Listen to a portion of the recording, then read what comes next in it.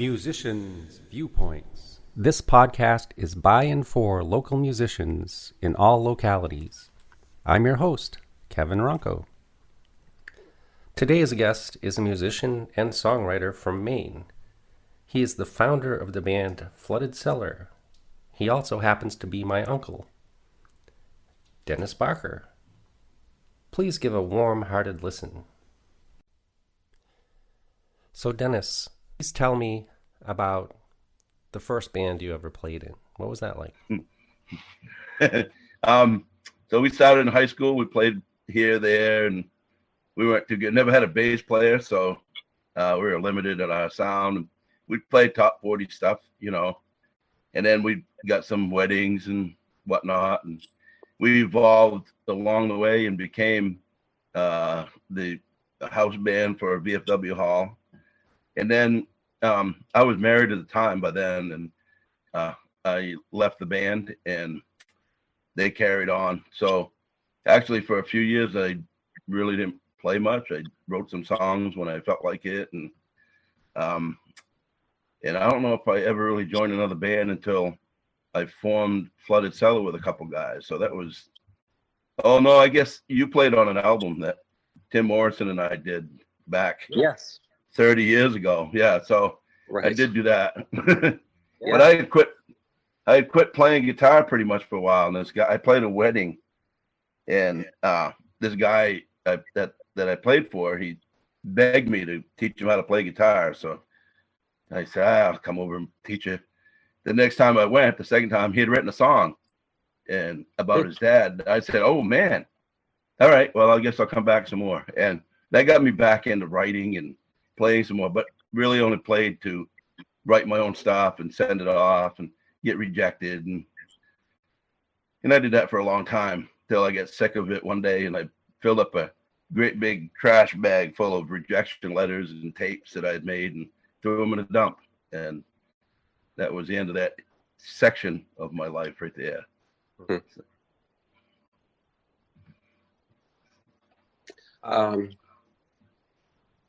Yeah, that's kind of how it goes in music, I think, for everybody.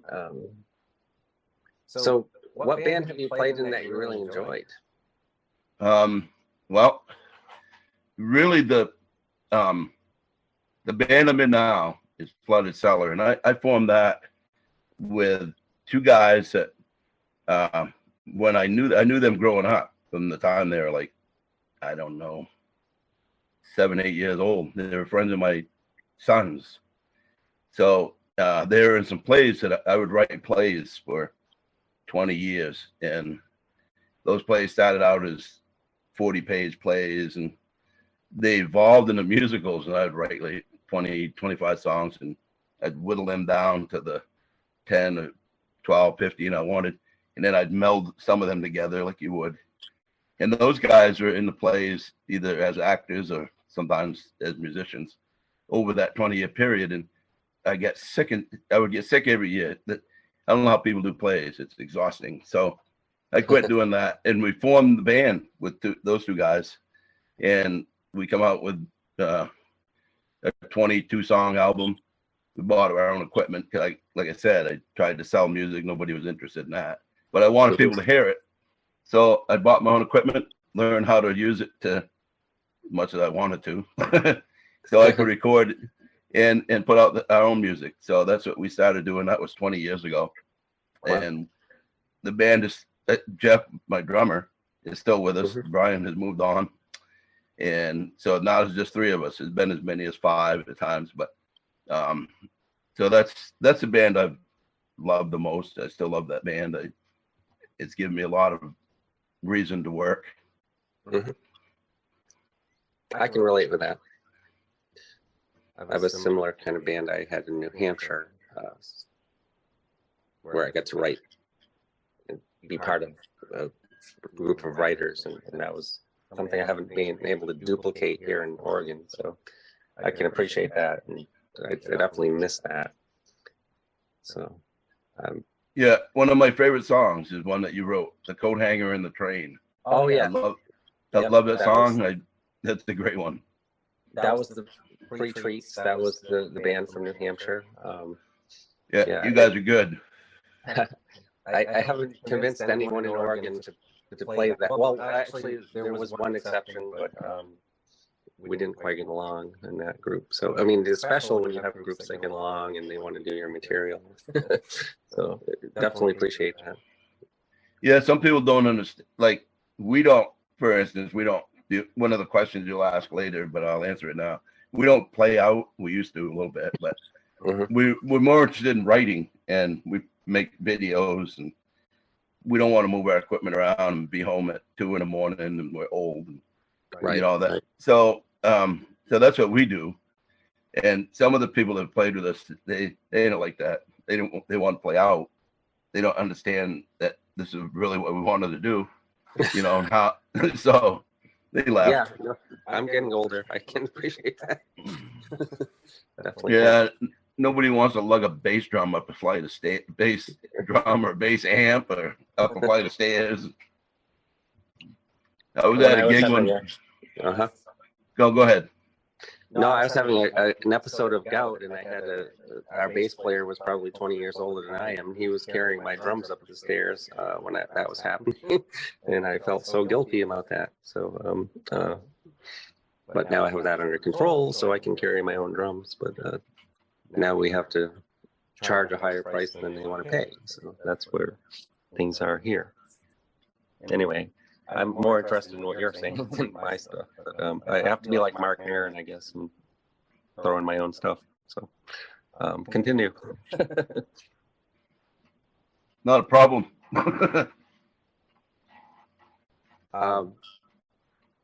So the next question: what was your worst gig, Mayor? Speaking of gigging, when you I'm sure you've done some gigs. What was the worst? Oh yeah. Well, back early on, like I said, we had a band. Geez, I can't remember the name of the band, but we weren't together. In other words, it was a Saturday. Some guys were off doing something, and some people were off doing something else. And I got a call from a ski resort in Rangeley. They wanted me to put together a band for that night. I said, well, hey, I only have a drummer.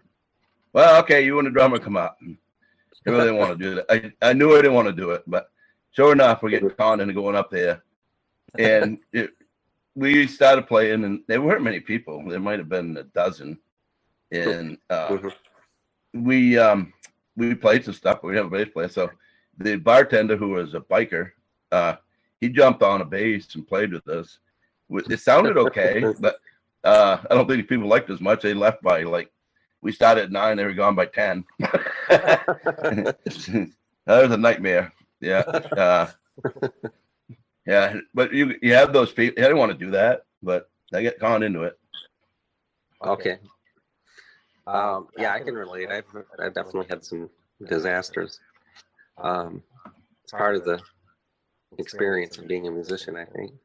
Yeah. So, I know you play guitar, but this next question is: when did you first pick up an instrument, and how old were you? Okay, for real, I picked up a guitar when I was in 7th grade, so I was 12 years old. Okay. And I instantly learned 4 chords. I learned to play the song "The Last Kiss," and once I just strummed them, you know. Yeah. And so in a couple of days, I had that down pretty good. So I also learned. I think that same week, "The House of the Rising Sun," which is, I don't know, a few more chords. So I was feeling pretty good about myself. And so I wrote my first song that same week. It was a satire about one of the teachers I had. And the lyrics of it got around school, and I get in trouble for that. But it was, I really want to learn guitar because I want to write songs. I wrote them when I was 6, 7 years old. I'd write, lyrics in my head. So it's always been something for me. You just have a talent. Well, I've always had the desire. Talent. I don't know about the talent too much, but. Oh, you're cutting yourself short. Well, no, you have a talent. Well, thank you. So on that. So what do you think about your local music scene?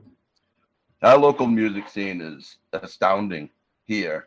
as you know, it starts young, and my granddaughter plays in the Oxford Hills String Band, which you're familiar with Oxford Hills music. Oh, yes.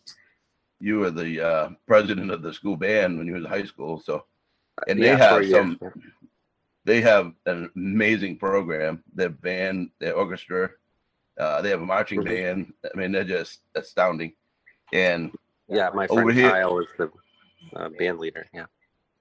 really? Yeah. Okay. Oh, okay.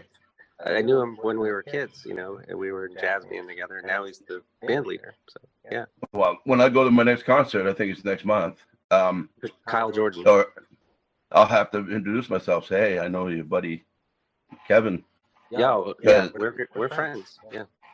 Cool. Well, he's good, and they are good.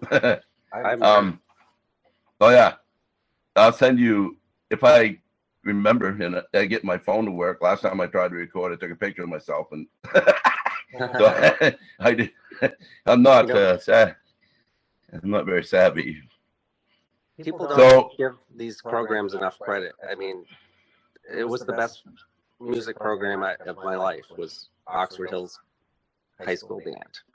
I believe you. Yeah. And so over here, on my side of the county, over here in Lovell, we have Private Academy, and there's another great music program.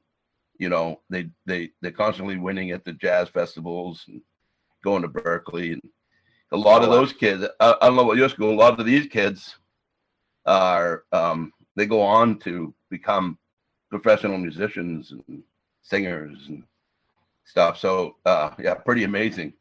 And then not only those two schools, but we have, I don't know why we do, because I think the bars around here don't really want to pay anything, right? Well, that's the problem here too, yeah. Yeah, but we have a lot of, there's a program sponsored by our local radio station over in Conway every year, the Song of the Year contest for local musicians, right? We used to send stuff in, but we never won. We never even got, but they have some phenomenal singer-songwriters in our area, and they're constantly sending stuff in every year. And so yeah, our local scene here is pretty amazing, honestly. Yeah, and I go out. I don't go out much, but I do go out and watch my buddy in his band, Smokehouse Boys, just because, you know, I want to see somebody once in a while. Did you? Yeah. On YouTube. Yeah, right. Yep. They're good. They're really good. Really, really good. So, and then we also have one of the musicians in that band, or a couple of them maybe, play with John Sardi, who hosts the, let's see, what's that called? The Cold River Radio Show on the air, which is the local radio program once a month or so up here in Conway, and they play it on the radio. So, and they invite, you know, people like Dave Mallett and some better known musicians in. So yeah, we got a really. Did you, Dave Mallett? Yeah. I had free tickets. It was, you know, I was. Oh, I should have written him down for one that blew my mind. I'm a great fan of Dave Mallett. Yeah, really, really good songwriter. I couldn't believe how great he was. Yeah. Yeah, no, he has some really descriptive lines. One of my favorite songs by him is one called "Fire," about his family farm burning down. Great song. So yeah, I probably that kind of. Yeah, he probably did. Yeah. Just like you said, he blows your mind. You're like, what?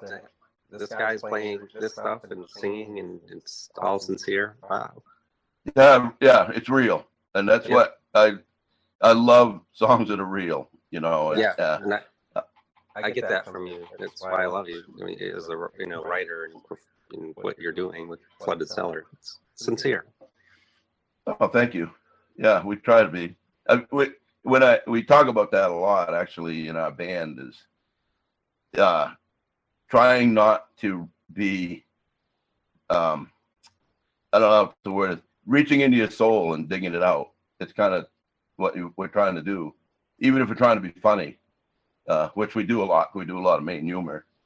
We still want it to be real, you know. Yeah, that main humor, you won't get it when you first hear it.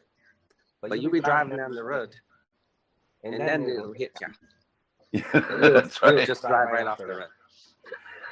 It's the truth. That's Tim Sample. It's very dry humor up here. It's, Right.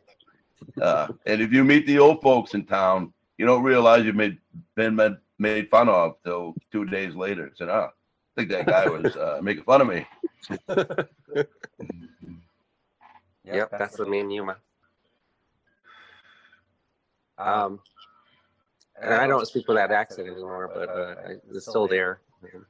I may have your listeners may find I have a Maine accent. I'm not sure. I try to disguise it, but it is what it is. Yeah, I got rid of mine when I started doing working in call centers, because no one wants to hear that when you're talking on the phone. No, they like an English, a real American accent. Yeah, I just do a generic thing. Yeah. I meant to mention another person from area who here, back to the local music scene. A girl who lived down the road. Her family still owns a house. Her sister lives there now, but Heather Massey. She grew up about 2 miles down the road from me. Do you know who Heather Massey is? Yes. She sings on Prairie Home Companion all the time with Garrison Keeler, and she's also in Wailing Jennies, another. Oh, the Wailing Jennies. Oh, I love those. Yeah. Okay. Yep. She's one of those. So, and she grew up right on my street, literally. I didn't know that. Wow. But my street is houses are a quarter mile apart. So, and then there's a guy down over the hill from me. He's an electrician, and usually every Sunday, but not every Sunday, he goes down and he writes his own songs, and he goes downstairs in his basement, I guess, and he records himself and he puts it out on Facebook. And that's all he does. He doesn't, not trying to be famous or anything. Right. And I'm always blown away by him. Wow, Doug, you play so well, you sing so well, you write such good stuff, and you don't really care. You just want your friends to hear it. Yeah, I get that. I'm kind of like that too. I do want to make some money at it, if possible. That's what we used to. That's what we want. We don't want fame, though. Who wants that? Right. Yeah. I heard David Grohl. Right. Someone's gonna come and shoot you or something, probably. But yeah. I heard David Grohl say the other day. I was listening to an interview with him about his time with Nirvana and his experience with Kurt Cobain, and he said, "Nobody is ready to have that kind of fame. Nobody. You're not built that way." Like, yeah. Think of the Beatles, right? I do think of the Beatles, and they're going to come up here in a couple of minutes. So. Yeah, I was hoping so. So what were you going to say about the Beatles? Well, it's on the Who Blew My Mind part, but that's a couple down the road here. So, well, then we better get to that question. What do you think about musicians who mostly play benefits instead of charging a professional fee? I know it doesn't pertain to what you're doing, but well, in a way it does, because one of the guys in our band, he always wanted us to go play open mics, and and I kept telling him, if I want to go out and play, man, I don't get paid. Otherwise I'll just do my YouTube stuff, or I'll put it on Facebook. I don't want to drag my guitar out when it's 12 degrees outside and snowing. Or it's 85 degrees, and I'd rather be sitting home drinking a beer. Well, I don't really drink beer. I have other things I do, though, and I'd rather do that. Exactly. So that's how I feel about it. Yeah. But there are people, I guess, they want to do that. They want to learn other people's songs and sing them, a lot of them. We don't really do that. We did do a couple of covers back in the day. We did Susie Q was one that we used to do, and every time we play that out, because we used to play out, people would they'd blow their minds. Yours is better than Creedence. Well, we know better than that. But yeah, it was cool because our bass player would actually play the lead on that, so it made a really heavy sound. And our singer Brian was just a great blues singer. So it made that a great song. And our lead guitarist loved playing that. And so yeah, it was good, and people enjoyed it. And they mostly enjoyed it because they recognized it, because we like doing our own stuff, and they didn't know. They didn't know any of that. So Yeah, that's when I sang probably 35 years ago. Yep, I like that heard song. you do that before, more than once. Yeah. Yeah, that's what I could probably just do now, but it's like you probably don't do that anymore because I know I can do it, so why bother? That's what that's a problem with learning a song. Once you've learned it, I don't. It's like like I told you about House of the Rising Sun. I really do not like that song, except I do like it by Frigid Pink. Frigid Pink, is that what the name of the band? I don't know, heavy metal band. Really? But I don't like it. Yeah, look at it's Frigid something. I forget who they were. They were good, but I didn't like it because I learned how to play it, and ever since then I've liked it. So, I like this song. Oh no, I don't like the song anymore. Because you know. Yeah, play Freebird. Who wants to hear that? Play Freebird. No, we're going home now. Yeah, I mean, how to insult a band? Ask them that question, right? Yeah, exactly. So here's the next question: what did you do during the pandemic? Okay, so that didn't slow me down because I kept doing what I was already doing. I wrote one song called "If You Really Love Me, Won't You Please Stay Away," because that was what was going on. Right. Right, yeah. So another one we I did. like that one. Yeah, I did too. Another one I did was "Talk Louder." At the time, my wife and I were having a little disagreement. So my philosophy was she wasn't Marie. listening. Yeah, she always tells me, this is something she always says, just because you say it louder doesn't make it right. I use that in customer service. They hate that. Customers hate that. So I use that. She's constantly telling me that. So I don't believe her. I think if I say it loud enough. So anyway, I just kept writing, and I had to film it myself because, we couldn't get together. We're older, so we're pretty cautious, Right. Yeah, but now we're back to doing same stuff we always did, Cool. That's good. So you weren't too freaked out. Like I was like, so freaked out during the height of the pandemic. I couldn't really absorb what was happening. Well, it didn't affect my income because I didn't rely on the money from playing out. But I think, I know a lot of people were panicking. Yeah. Just as someone who was a live performer, it really rattled me because that the whole part of my life was shut down. Yeah, it was weird. Yeah. Oh yeah. I could see, I know people that do this for a living. Then they went off and became carpenters and whatever they had to do to get by. But people that were working, and they are still now, but 5-6 nights a week making $120,000 a year around here, but they're working for it. They're traveling. It's a lot of work. But when your income like that is gone, and you just bought a house and had a sign or something, it kind of probably really sucked. Yeah. It definitely was. Yeah. And then we're still trying to figure out what the hell happened and what we were told and all that stuff. Anyway, next question. What band blew your mind the first time you heard them? Okay, so this is probably the most extensive part of the things. I started listening to music. I remember we lived on a farm in Oxford before, and we moved there when I was 5.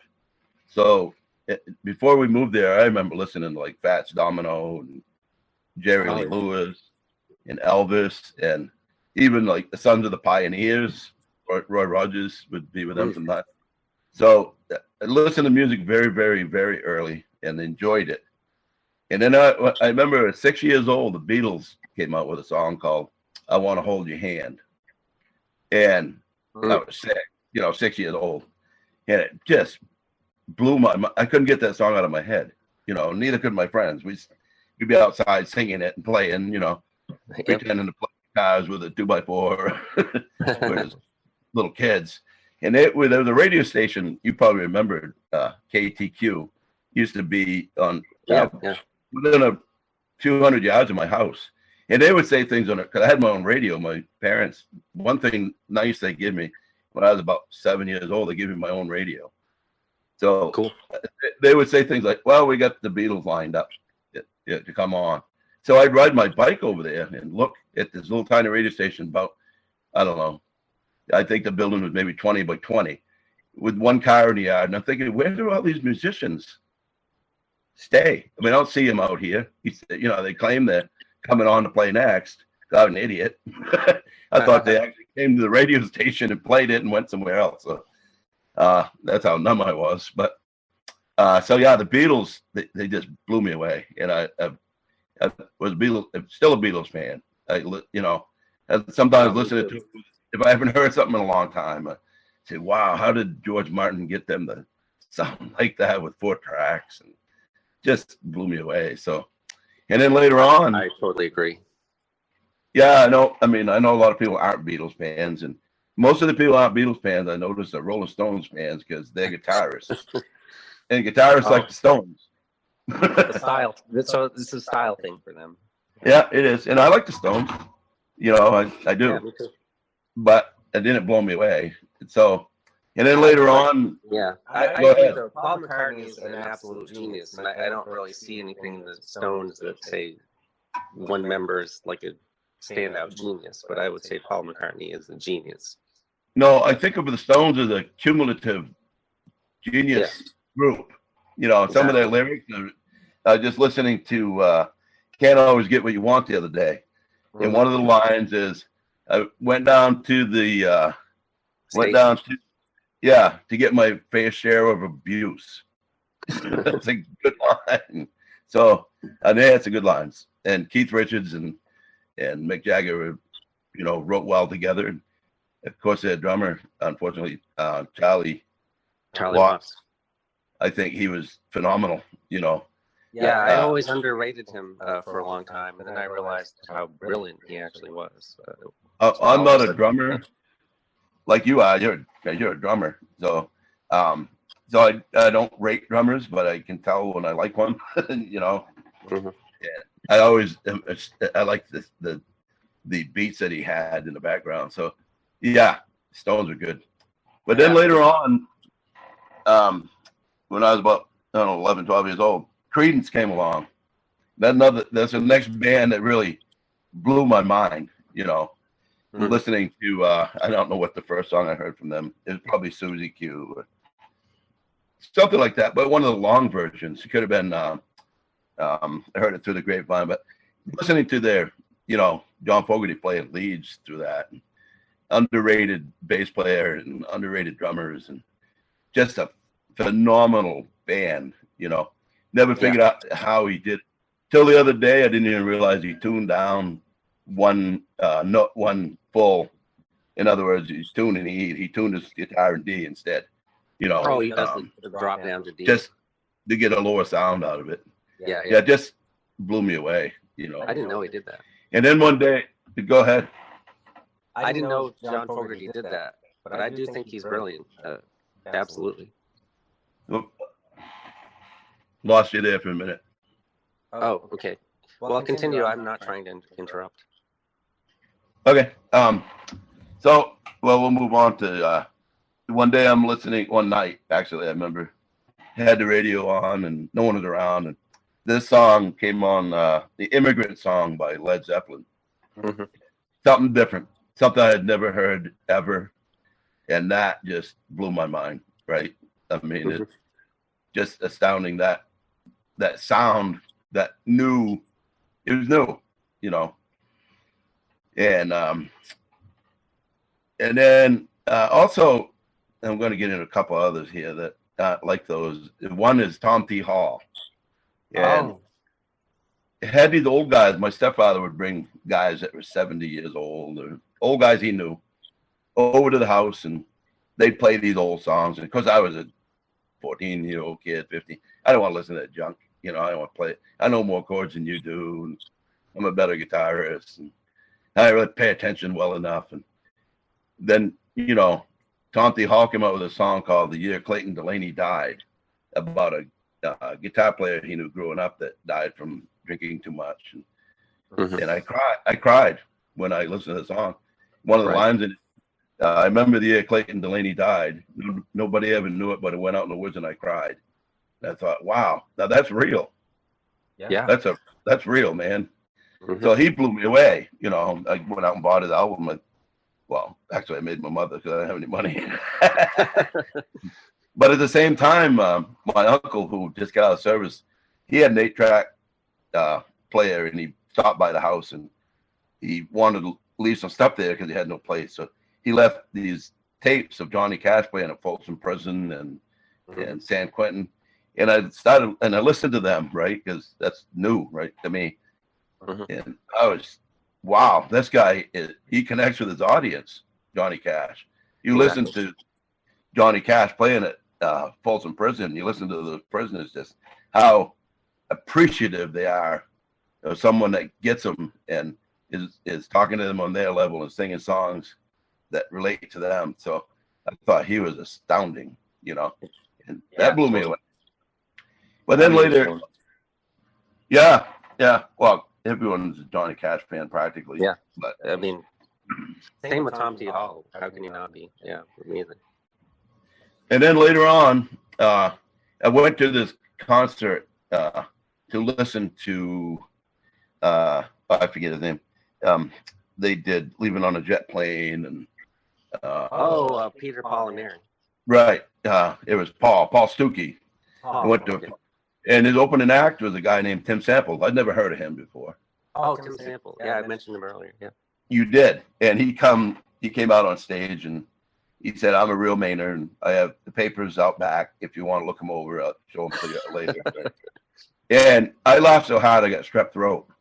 I'd never heard he was a Mainer telling Maine jokes, and I never heard of it. So that turned me on to Maine humor, right? That I had never really. And then because of him, I stumbled across this band called the Wicked Good Band, and the first thing I ever heard from them was a song called "Aya." It's about picking potatoes up in northern Maine. Aya, Aroostook County. Aroostook County, and the flip side of that one was "Wicked Good," which is about meeting his girlfriend at the OK Mart. I remember that. Yeah, so that blew me away. So, and then that got me to writing Maine type humor plays, and later on Maine music humor. I hear that in your stuff. Yeah.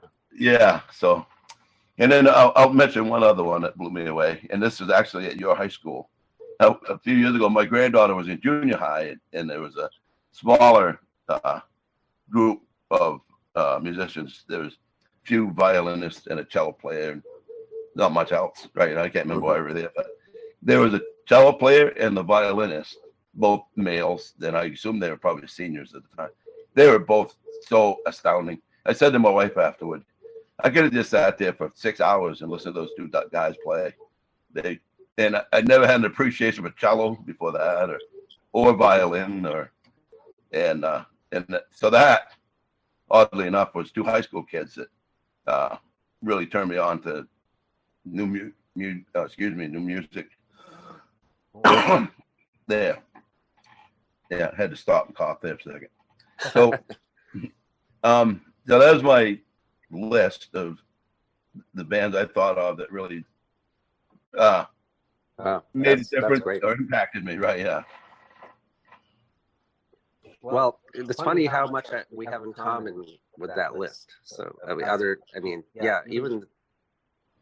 even that high school band, I went to that high school, so I can relate with that as well. But also, I mean, you mentioned the Beatles and Creedence and House of the Rising Sun. All that stuff was influenced.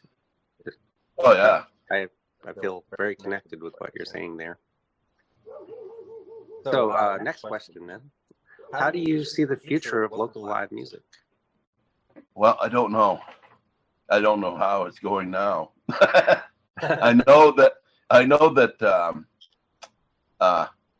there has to be a real reason why people would want to go out and and play, and also for people who want to listen to live music, because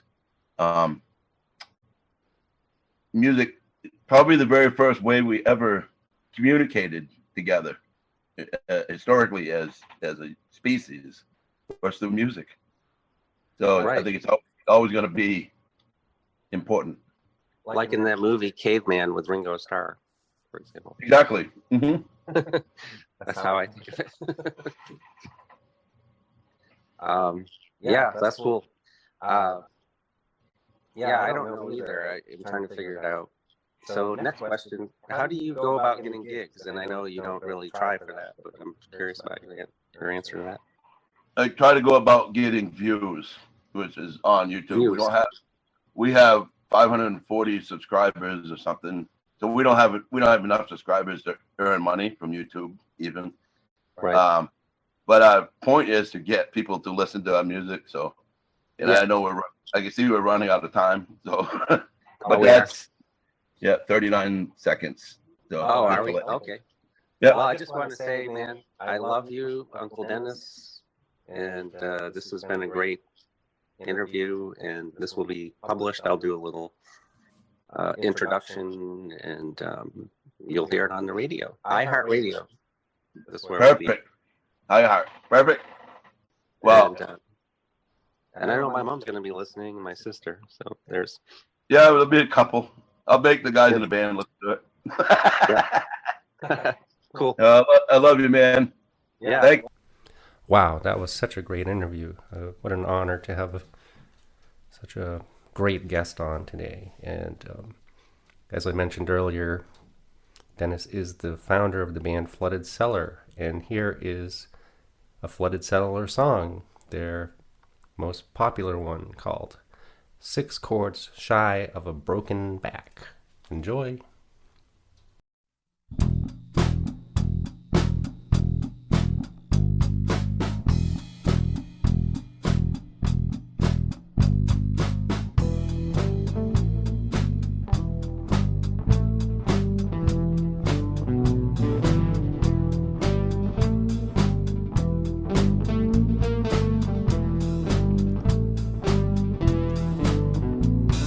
Around the 1st of August or the end of July, when the crickets start chirping and the days are hot and dry. Flies bite your ankles and the grasshoppers sing. Well, that's the first sign of winter if you're living in Maine. Winter in Maine is a 7-month haul. You're gonna need a lot of wood just to get through it all. 6 or 8 chords might barely be enough when April finally ends and you're still burning that stuff. 6 chords shy of a broken back. 6 chords shy of a broken back. 6 chords shy of a broken back. 6 chords shy of a broken back.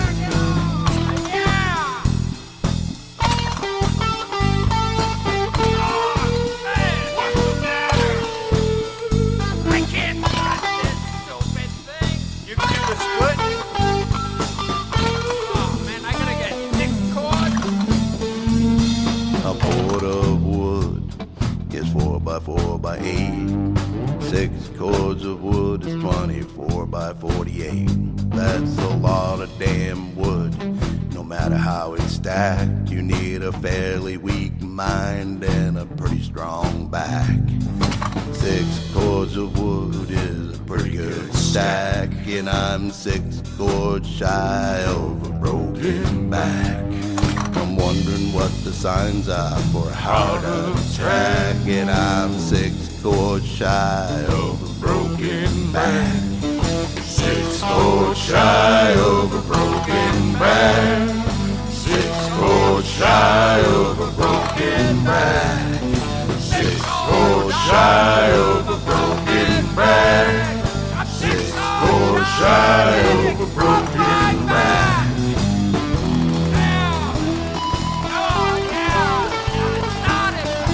Well, it's about time. Keep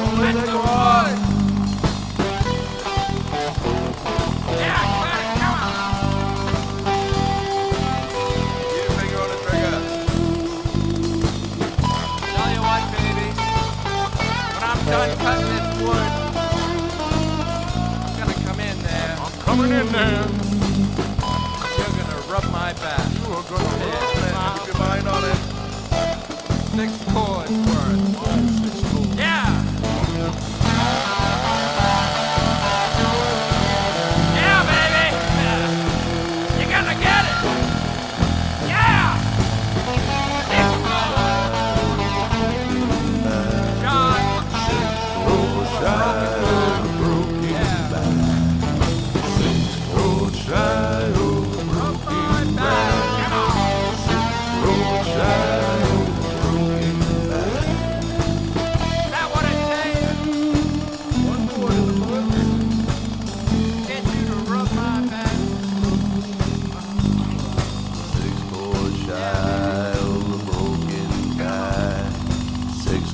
Shy of a broken back.